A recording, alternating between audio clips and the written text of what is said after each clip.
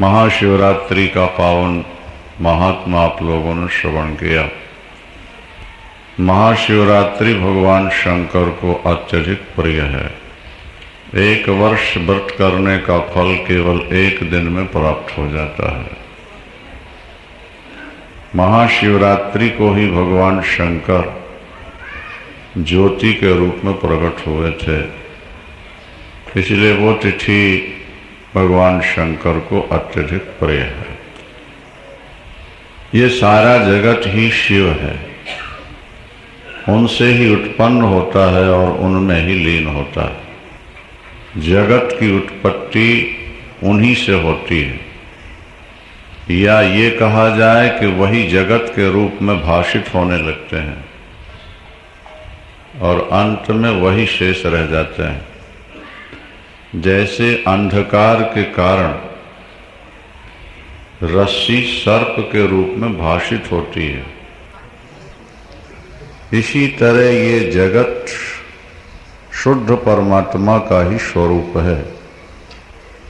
इसमें जगत की भ्रांति है, भ्रम है। शास्त्र कहते हैं कि जगत है नहीं पर दिखता है। आप कहेंगे जो चीज नहीं है वो कैसे दिखेगी? सुनो, रस्सी में सर्प तो नहीं है ना, पर दिखता है। स्वप्न का जगत नहीं है पर दिखता है। स्वप्न का जगत है, बोलो। स्वप्न आपको अपने अंदर ही दिखता है। अंदर इतनी जगह है कि हाथी, घोड़े, पशु, पक्षी, ट्रेन, प्लेन समझ आए। स्वप्न काल में नेत्र बंद होते हैं, फिर जो दिख रहा है वो बाहर दिख रहा है कि अंदर दिख रहा है? अंदर दिख रहा। कहा जाए आत्मा बाहर जाके देखती होगी तो फिर श्वास कैसे चलेगी? श्वास चल रही है, इसका मतलब कि आत्मा अंदर ही है, प्राण अंदर है और अंदर दिख रहा है। कब तक दिखता है? आंख नहीं खुलती जब तक।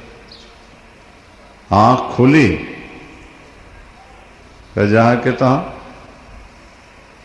जैसे स्वप्न का जगत मिथ्या होते हुए भी स्वप्न काल में सत्यवत भासता है, इसी तरह ये संसार अज्ञान अवस्था में न होता हुआ भी भास रहा है और ज्ञान होते ही इस जगत में शुद्ध ब्रह्म ही ब्रह्म नजर आने लगता है।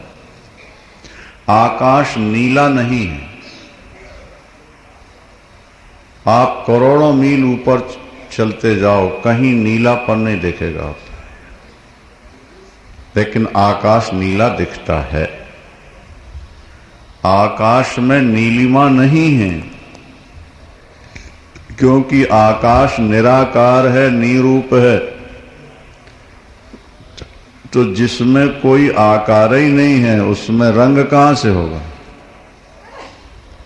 रंग तो किसी साकार में होता है और आकाश निराकार है, तो जिसका आकार नहीं उसमें रंग कहां से प्रकट होगा? आकाश नीला नहीं है पर साफ दिखाई दे रहा है। मरुस्थल में जल नहीं है, रेगिस्तान में, रेत में जल नहीं है, पर सूरज की किरणें पड़े तो दिखाई देता है। रेत में जल दिखता है नहीं, दिखता है। सीपी में चांदी भासती है, चांदी नहीं है, सीपी है, सुक्ति, चांदी दिखती है। जैसे सीपी में न होते हुए चांदी भासती है, रेत में न होते हुए जल भासता है, नीला न होते हुए भी आकाश नीला दिखता है, और स्वप्न का जगत न होते हुए भी स्वप्न काल में भासता है। इसी तरह संसार न होते हुए भी अज्ञान अवस्था में भास रहा है ये संसार। जब आपका तीसरा नेत्र खोलेगा फिर जगत में केवल जगदीश्वर ही जगदीश्वर दिखाई देगा। फिर उसे मन से निकालना चाहोगे तो भी नहीं निकलेगा। आज एक भोली भाली महिला आई, उसने जो अपनी स्थिति का वर्णन किया तो गोपियां याद आ गईं। वो रोती है कि मेरे छोटे छोटे 2 बच्चे हैं, मेरा पति है, मैं कृष्ण से कहती हूँ क्या मेरा घर ना उजड़ जाएगा, मुझे छोड़ दे क्या, लेकिन नहीं छोड़ रहा, रोटी बच्चों की तरह रोटी। कभी कहती है कि वो दिखते हैं, यहां दिखते हैं, वहां दिखते हैं। क्या अनुभूतियां, बातों से ऐसा पता लगा कि ठाकुर की कृपा हो गई। मिलते हैं कुछ लोग समाज में इस तरह के जिन पर ठाकुर की कृपा विद्यमान रहती है। बोलो शंकर भगवान। ये पूर्व पुण्य से ही ऐसा संभव है। कुछ लोग वर्तमान में काफी साधना करते हैं, कुछ हाथ नहीं लगता, और कुछ लोग साधना थोड़ी सी कर लेते हैं, नहीं भी करते, फिर भी उनके जीवन में चमत्कार प्रकट हो जाते हैं। उसमें यही अनुमान होता है कि पूर्व जन्म में ये करके आए, योग भ्रष्ट हैं, कोई संस्कार अंत में गलत उदित हो गया, उसका ये दुष्परिणाम। भगवान ने भी ये बात कही कि पूर्वाभ्यासेन तेनैव ह्रियते ह्यवशोऽपि स। देखो पार्थ, मेरा भक्त साधना करते करते शरीर छोड़ दे, मेरी प्राप्ति न हो सके तो मैं उनको ऊपर भेजता हूं, दिव्य लोकों में भेजता हूं, और वहां दिव्य भोग भोगने के बाद फिर किसी बड़े घर में उसको जन्म देता हूं। बोलो शंकर भगवान की। उनको किसी बड़े घर में या योगी के घर में या पवित्र धनवान के घर में। पूर्व जन्म का भजनानंदी व्यक्ति 2 जगह जन्म लेता है, या तो पवित्र धनवान के यहाँ। पवित्र धनवान क्यों कहा? बोले धनवान पवित्र कम होते हैं। बोलो शंकर भगवान की। धनवान जो होते हैं ना, उनके आत्मा पवित्र कम होती है। वो रात दिन विषयों का ही चिंतन, अर्थ और काम का ही वे रात दिन चिंतन करते हैं। कोई कोई धनवान होते हैं जो धन पाकर भी पागल नहीं होते, वो विषयों में अंधे नहीं होते, बल्कि वो ज्यादा भजन में लगे रहते हैं। शंकर भगवान। जो धनवान होकर वैष्णव हो, जो धनवान होकर वैष्णव हो, जो धनवान होकर भगवान का ज्यादा से ज्यादा भजन करता हो, समझ लो ये व्यक्ति पूर्व जन्म का योग भ्रष्ट महात्मा है। ये महात्मा है। या फिर गरीब घर में भी आते हैं,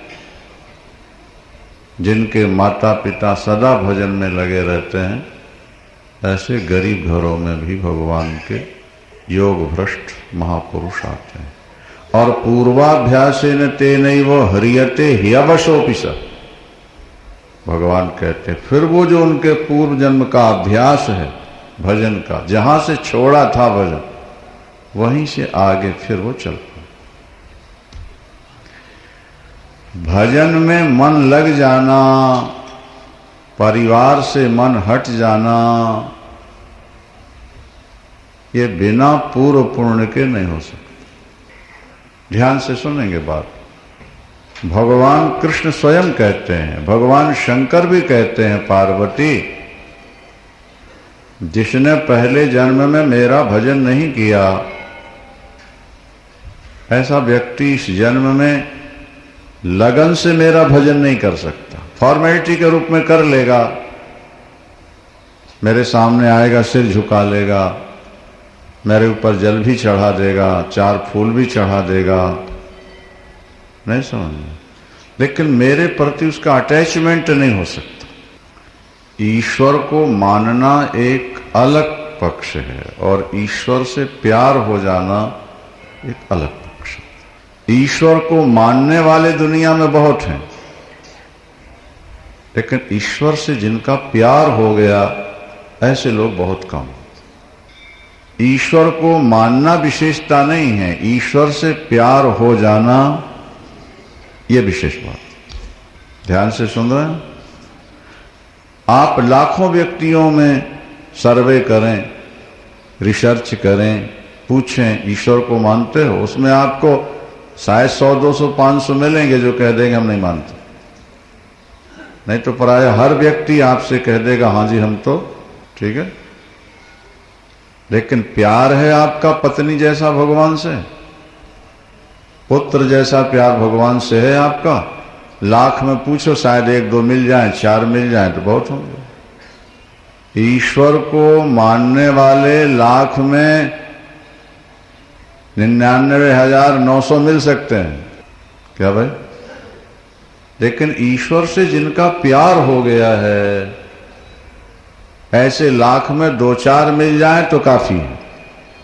और परमात्मा को प्यार चाहिए, तुम्हारा प्यार। अच्छा, तुम्हारा प्यार क्यों चाहिए उसे? कोई स्वार्थ है? बोले नहीं, तुम्हारे प्यार से ईश्वर का कोई स्वार्थ नहीं है, पर फिर भी वो तुमसे प्यार चाहता है। प्रश्न होगा क्यों चाहता है? इसलिए चाहता है कि जब मुझसे तुम्हारा प्यार हो जाएगा तो संसार से प्यार अपने आप तुम्हारा कट जाएगा, खत्म हो जाएगा। और संसार से प्यार खत्म हुआ, संसार का चिंतन होना बंद हुआ, शरीर छोड़ोगे, सीधे परम धाम को आ जाओगे। बार बार का जन्मना और मरना तुम्हारा खत्म हो जाएगा। तुम्हारे हित के लिए ईश्वर चाहता है कि तुम मुझसे प्यार करो। ईश्वर का अपना कोई स्वार्थ नहीं, वो आप्त काम, पूर्ण काम, आत्माराम, परम निष्काम। हमारे पूज्य गुरुदेव 4 विशेषण दिया करते थे। अनंत विशेषण है ठाकुर में, लेकिन ये 4 प्रधान थे। आप्त काम, पूर्ण काम, आत्माराम, परम निष्काम। परमात्मा आत्माराम है, जीव विषयाराम है, जीव विषयों में आराम लेता है, आनंद लेता है। परमात्मा अपनी आत्मा में आनंद लेता है। वो व्यक्ति अनेक जन्म का उपासक है जिसकी आत्मनिष्ठा हो गई। ये बात और सुन लो जरा ध्यान से। जैसे हमने कहा ईश्वर से प्यार गिने चुने लोगों में होता है, इससे भी ऊंची बात है कि अपनी आत्मा से प्यार और ज्यादा आगे चल करके कुछ ही लोगों में होता है।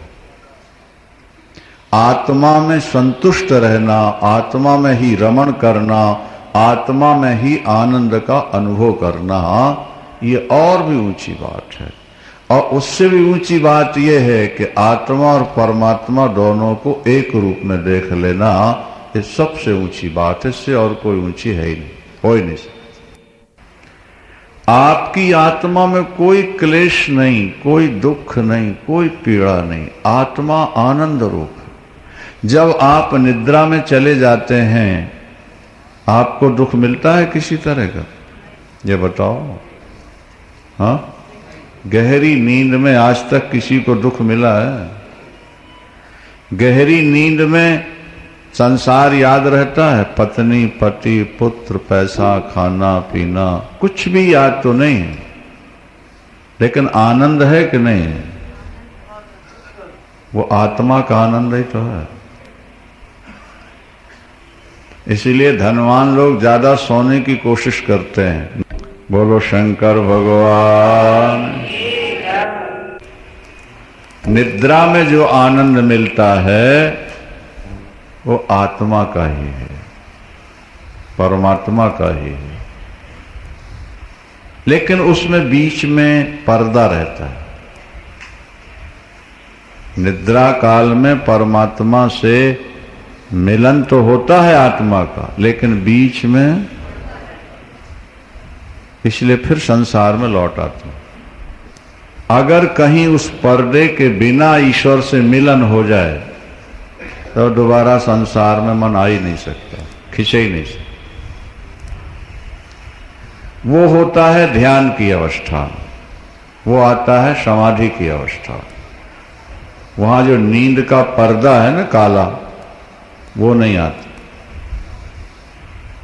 निद्रा में जगत की विस्मृति के साथ ईश्वर की भी विस्मृति हो जाती है, लेकिन ध्यान और समाधि की अवस्था में जगत का विस्मरण तो हो जाता है, जड़ का विस्मरण हो जाता है, लेकिन चेतन का स्मरण बना रहता है।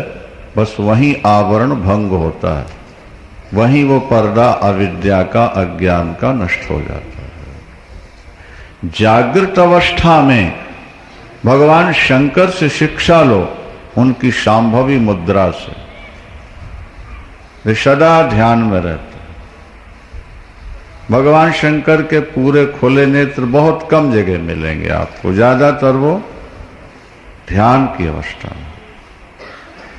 शंकर संसार को ये संकेत देते हैं कि जिस आनंद को तुम अनादिकाल से ढूंढ रहे हो वो बाहर नहीं है, वो तुम्हारे, बोलो शंकर भगवान, वो तुम्हारे।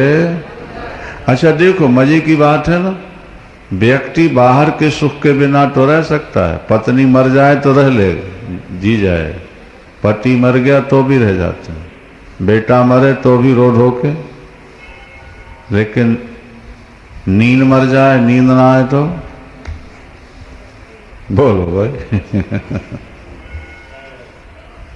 पत्नी के बिना व्यक्ति रह सकता है, पति के बिना पत्नी रह सकती है, पुत्र के बिना, धन के बिना, मान और सम्मान के बिना व्यक्ति रह सकता है, लेकिन नींद के बिना।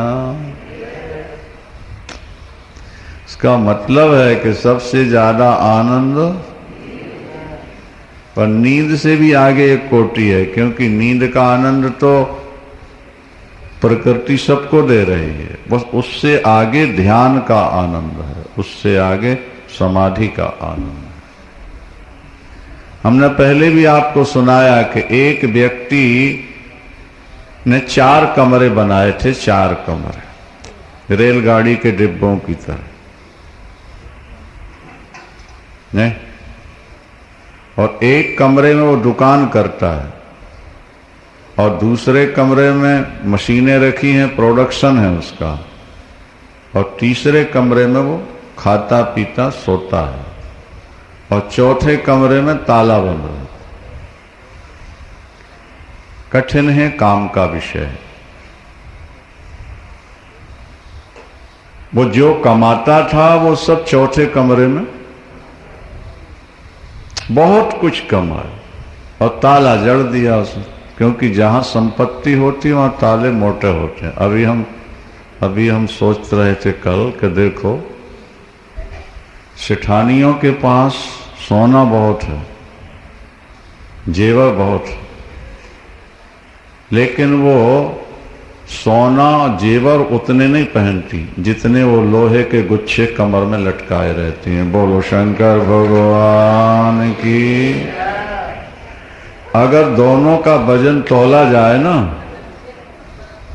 बोलो भाई, तो जेवर तुम्हारे शरीर में ज्यादा है कि वो चाबियों के गुच्छे ज्यादा है? क्या जवाब है? क्या देखो, वो सोना और वो हीरों को संभालने के लिए उनसे ज्यादा लोहा टांग रखा है, नहीं? बड़ी विचित्र लीला है ठाकुर। शौक तो ये था कि खूब हीरा पहनेंगे, शौक ये था कि खूब हार और सोने के जेवर पहनेंगे, लेकिन जब वो आए तो वो पहनने को तो मिले नहीं, लोहे के गुच्छे हाथ लग गए, उनको संभालते रहो। बोलो शंकर भगवान। संसार के लोग भी कुछ ऐसे ही हैं, समझ लो। व्यक्ति संसार की ओर दौड़ता है सुख पाने के लिए। चाबियों का उदाहरण आगे लो ना। व्यक्ति संसार के पदार्थों का संग्रह करता है सुख पाने के लिए। ज्यों-ज्यों संग्रह करता जाता है सुख कम हो जाता है, चिंताएं चाबियों की तरह बढ़ती चली जाती।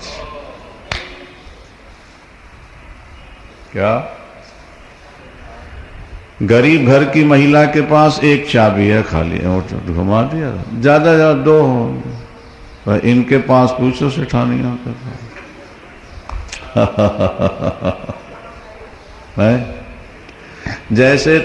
जैसे गरीबों के पास चाबियां एक दो, इसी तरह छोटे लोगों की चिंताएं भी एक ही दो है। बेटी ब्याहना है, बड़ी हो रही है, नहीं समझ में आई बात, या एक आध दो कमरे दिल्ली में मिल जाते, या नौकरी लग जाती 2000-3000 रुपये महीने की।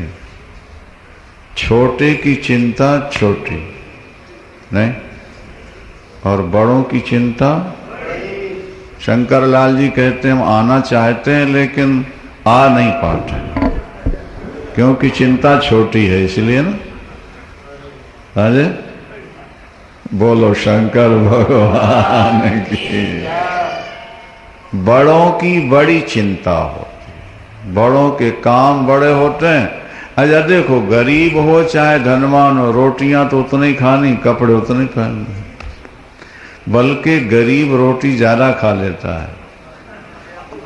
बोलो शंकर भगवान की। और गरीब को रोटी में स्वाद बढ़िया मिलता है, धनवान को नहीं मिलता, क्योंकि भूख में जो चीज खाई जाए वो अमृत जैसी लगती है, और बिना भूख के खाई जाए तो अमृत भी फीका लगता है।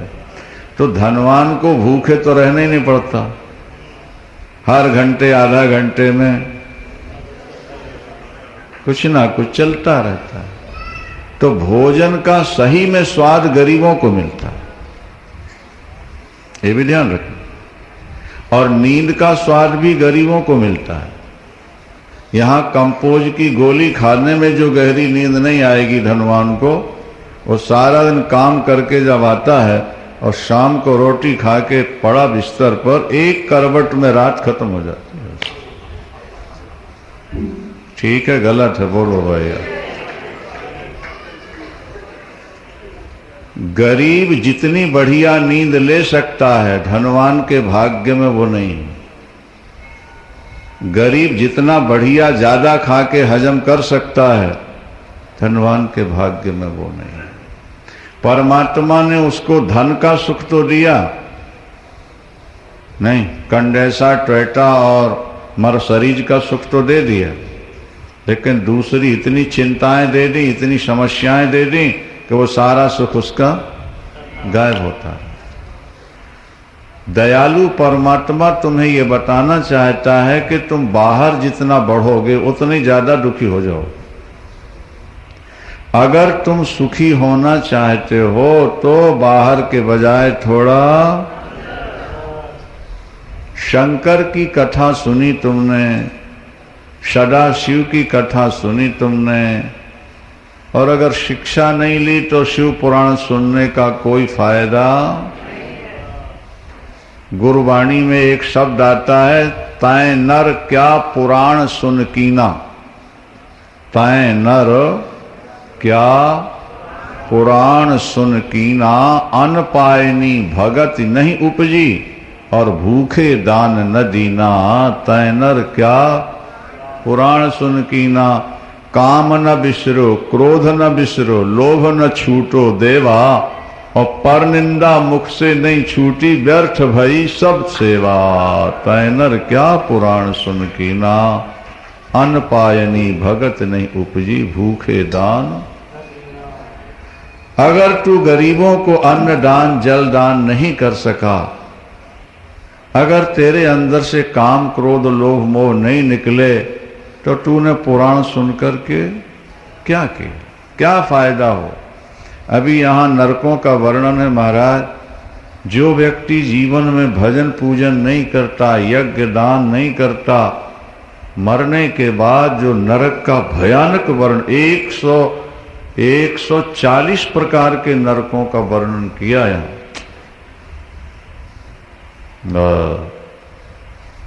भगवान शंकर सनत कुमार ने व्यास जी का। वैसे 28 प्रकार के नरक होते हैं क्या, और उनके 5-5 भेद और बताए हैं।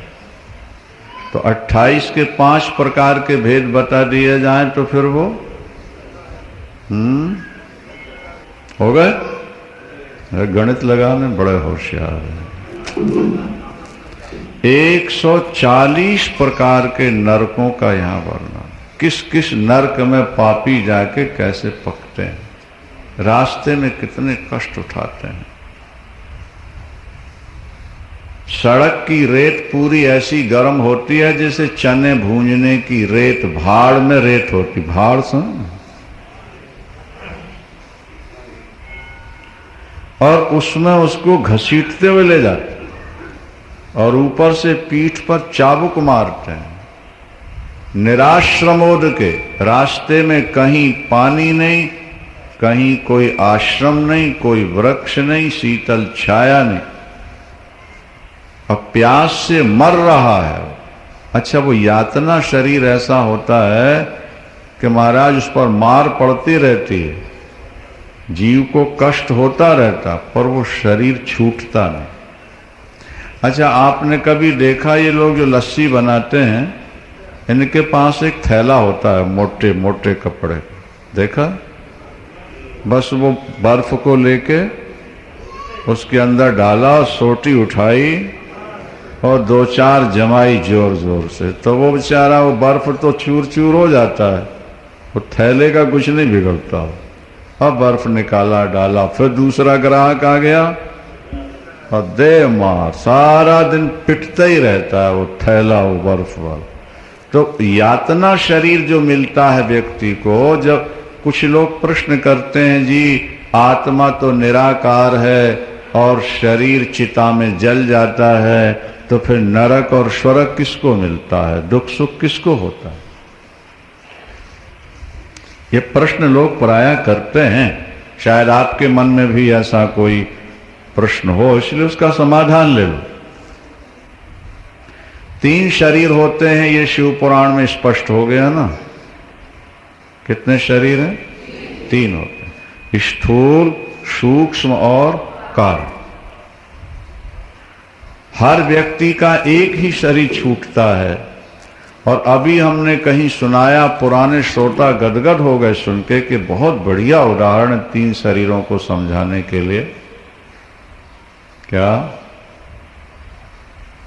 हमने कहा चने का झाड़ है, जैसे चने का, उसमें घेंटी लगती है, उसमें फल लगता है, ठीक है? पकने के बाद झाड़ नष्ट हो जाता है और ऊपर जो उसके लगा था फल, उसका ऊपर का कवर भी निकल जाता है, लेकिन चने का छिलका उसके साथ ही रहता है। तो 2 शरीर तो निकल गए ना उसके, लेकिन छिलका साथ है। अब उसको जहां बो दिया, झाड़ बन गई। झाड़ बीज वृक्ष को पैदा करता है और वृक्ष बीज को पैदा करता है। बीज से वृक्ष और वृक्ष से बीज, बीज से वृक्ष, वृक्ष से। अब चने के ऊपर का वो छिलका अगर एक बार हटा दिया जाए और दाल निकल आए अंदर, अब दाल बोआ,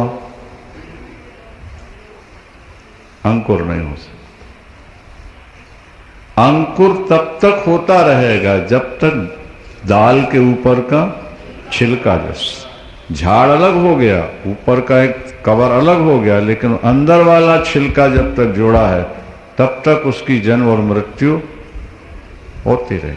और जब वो छिलका निकल गया, अब जन्म मृत्यु के चक्कर से मुक्ति हो गई। इसी तरह हमारा जब ये शरीर छूटता है ना, तो ये तो झाड़ की तरह शरीर है। सूक्ष्म शरीर जो इसके अंदर है, उसके अंदर कारण से, उसके अंदर आत्मा। सूक्ष्म शरीर का मतलब इतना सूक्ष्म है कि वो आज के अल्ट्रासाउंड में, एंजियोग्राफी में, दूरवीक्षण यंत्र में दिखाई। उस सूक्ष्म को अंदर से यम के दूत निकाल के, वो जैसे बर्फ की थैली होती ना, इसी तरह यातना देह होती है। वो यम के दूत यातना देह साथ लाते हैं और इसको इसमें से निकाला और उसके अंदर, और उस पर पड़ती है मां। किस पर? यातना देह पर। तो जैसे थैले को पीटा गया तो थैला चकनाचूर हुआ कि बर्फ चकनाचूर हो रहा है। तो यातना देह को जब मारते हैं तो उसके अंदर जो सूक्ष्म शरीर के अंदर तुम्हारी आत्मा है, उसको पीड़ा होती है और वो शरीर ऐसे ही मिलता जैसे ही है, और रास्ते भर मार पड़ती। कृच्छेण पृष्ठे कषयाच ताड़िता चलत शक्तोप निराश्रमोदके। रास्ते में कोई व्यवस्था नहीं। फिर बैतरणी नदी पड़ती है रास्ते में, 1300 किलोमीटर की चौड़ाई है उसकी, और वो मल मूत्र कीड़ों से, स्मेल से भरी पड़ी है, दुर्गंधी।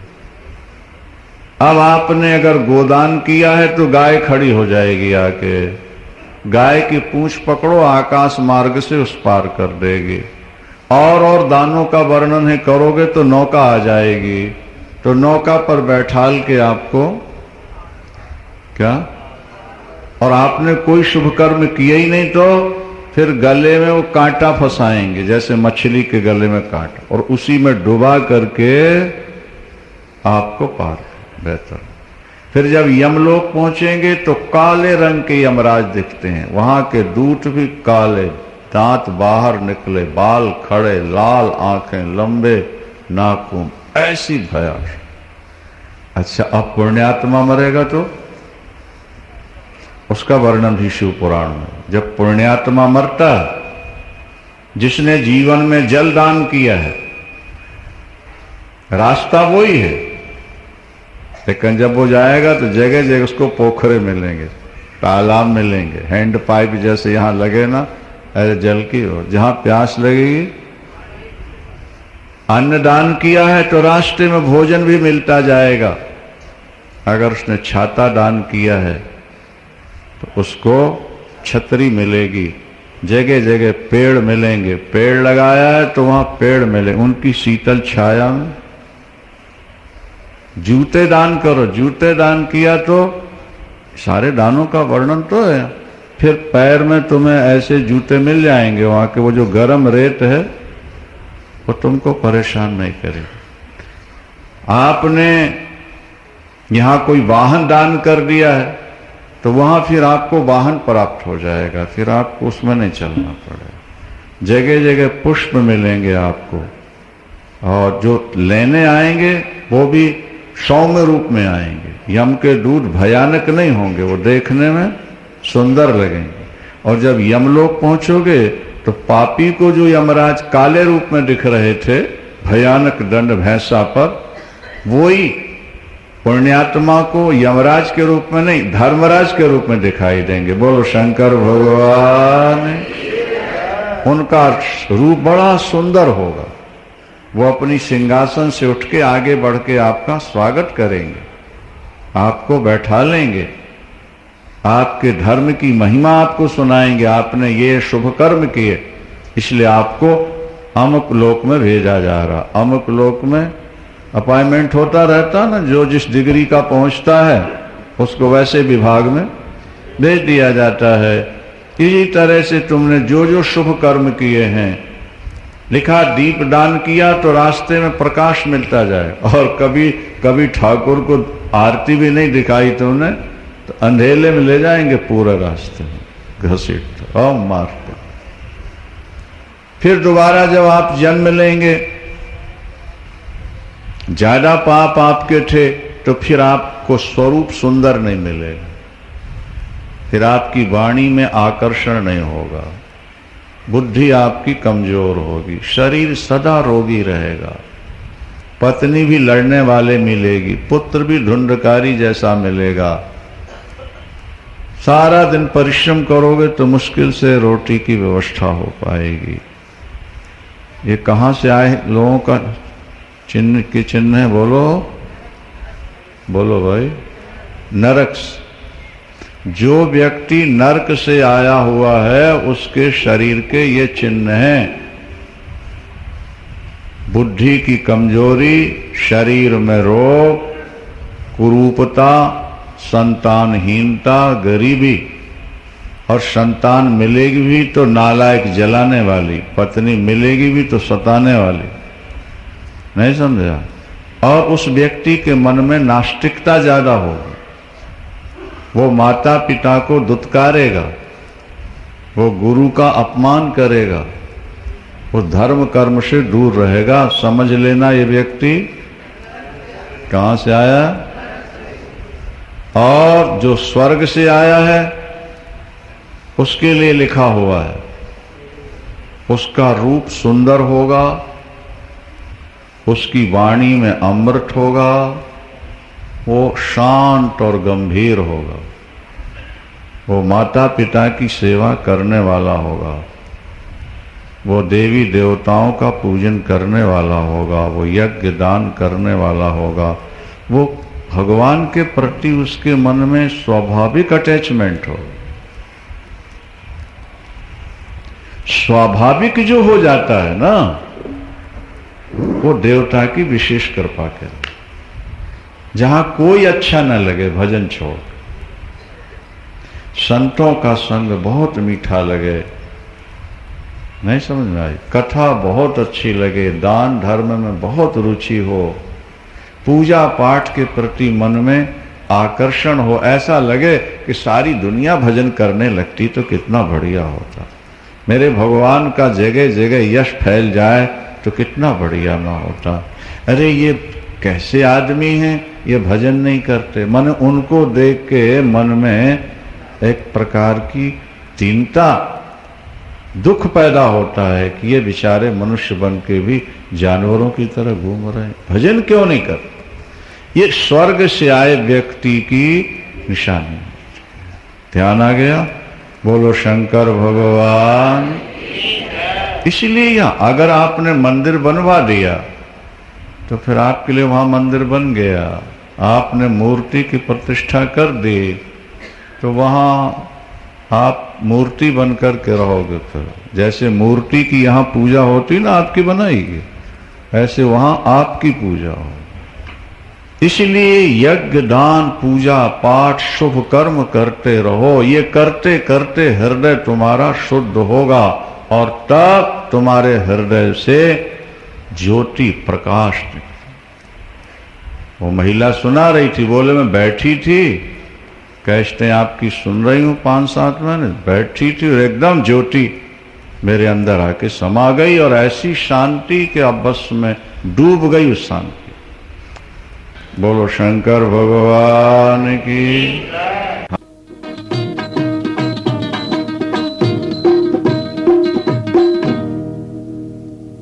जय शिव ओंकारा, ओम जय शिव ओंकारा। ब्रह्मा विष्णु सदा शिव, ब्रह्मा विष्णु सदा शिव, अर्धांगी धारा। हर हर हर महादेव।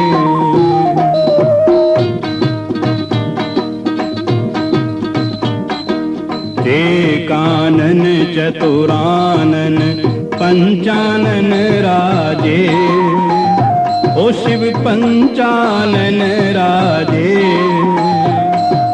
हंसासन गरुड़ासन, हंसासन गरुड़ासन, वृषवाहन साजे। ओम हर हर हर महादेव।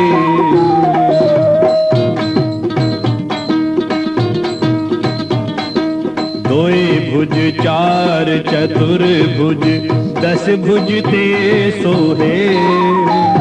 ओ शिव दस भुज ते सोहे तीनों रूप निरखता तीनों रूप निरखता त्रिभुवन जन मोहे हर हर हर महादेव।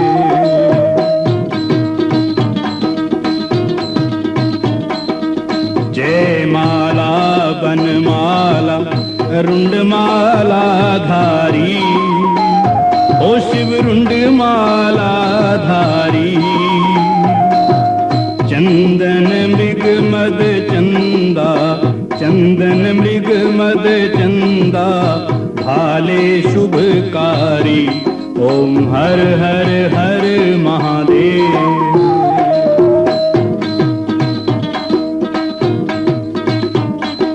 श्वेतांबर पीतांबर बागंबर अंगे ओ शिव बागंबर अंगे सनकादिक प्रभुतादिक सनकादिक प्रभुतादिक भूतादिक संगे ओम हर हर हर महादेव।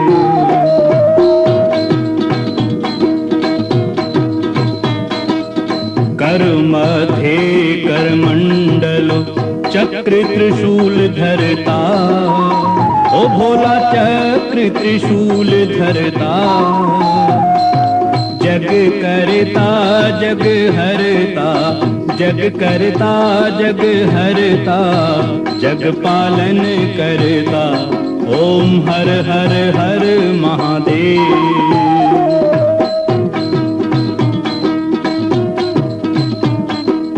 ब्रह्मा विष्णु सदा शिव जानत अविवेका ओ शिव जानत अविवेका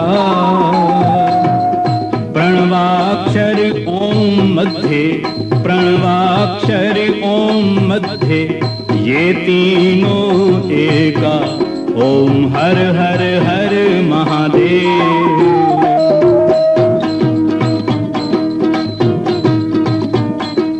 त्रिगुण स्वामी जी की आरती जो कोई नर गावे भैया प्रेम सहित गावे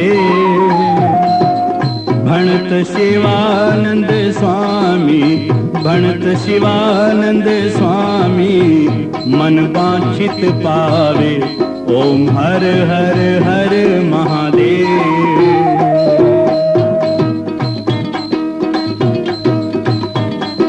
जय शिव ओंकारा हो शिव पार्वती प्यारा ब्रह्मा विष्णु सदा शिव ब्रह्मा विष्णु सदा शिव अर्धांगी धारा ओम हर हर